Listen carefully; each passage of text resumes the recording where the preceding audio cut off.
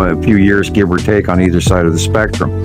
So the point with it is if you want to know the future, just look at the past. Yeah, here's another video that Sam and I were looking at earlier. Yeah, that coincides. Yeah. There it is. Yeah. Let's say lens flare. It's not a lens flare. it's not, because the lens flares are moving. There's two of them too. Yep. Look at the For size your difference son. of the lens flare. Look at the lens flare sizes. Yep. For each son. Bingo, 1 o'clock position. It matches. Yeah. Wow. Yeah. I'm stoked, y'all. Yeah, this one Yeah, I confused got us. Like, goosebumps. I've got some video of this too. Well, we've been seeing that blip on the upper right-hand side for, 3, 4, 5 weeks now. Mm-hmm. And I kept looking at it. What? And then we had the reports from South Africa, and we had reports from Australia. We had reports from South America. We've had, and then a repeat report from other people as well in South Africa.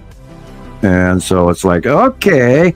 And it took me a couple of days for it to dawn on me that they still have, in some cases, and you can ask Jill, of course she's gone to bed now, but they have a different out view than we do. They see things we don't. And when the planets came up underneath us earlier, they had better reporting than we did. And this is, of course, why the SETI Alpha group with Dr. Harrington and everything moved to Australia to set up their study, because they knew they were coming up from underneath us. Wow. And it all fits, and it all fits, and it all fits. Concerning. And we cannot argue with the information that keeps coming in. Right. And this is how And I had no idea. science works. I had no idea that I knew there would have been other sightings of both, but I didn't know that the whole 1 o'clock position was kind of commonplace.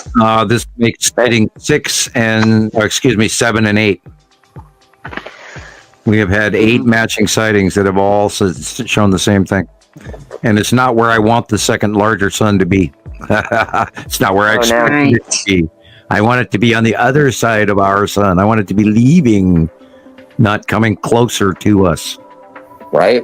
Or let me rephrase that, we to them, because the star is placed.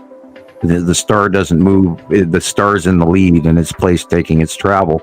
It's us, the rotating winter-summer orbit people, on this spinny, tiny little rock, full of fleas, that is moving. So let's pray we don't get any closer.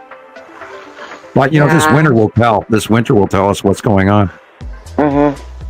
But the best time to see the planets is first thing in the morning, mid-afternoon, and before, during, and after sunset. I just kept thinking, how many years have we been looking for that second sun now? And it's like, And it's 2 there. videos tonight. We're seeing it. I'm just like already feeling hot just thinking about it. Example I don't want to seven. get All right. hot.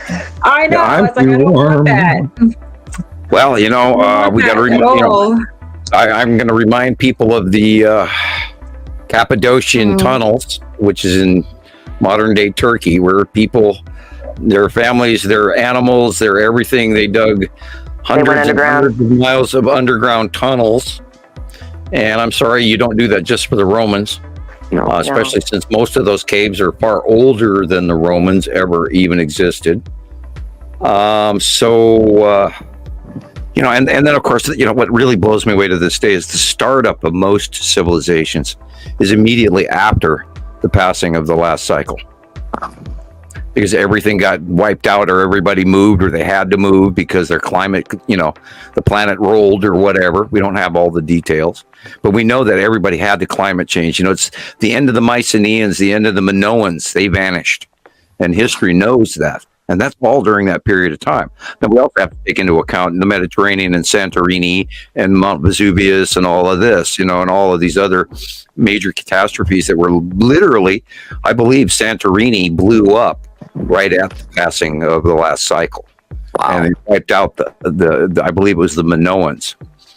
It might have been the Mycenaeans. I always switch those two in my head. But there was also a great a tsunami in the Mediterranean that is never discussed. And that was when Santorini blew up. I guarantee you there was a mega tsunami that went along with that.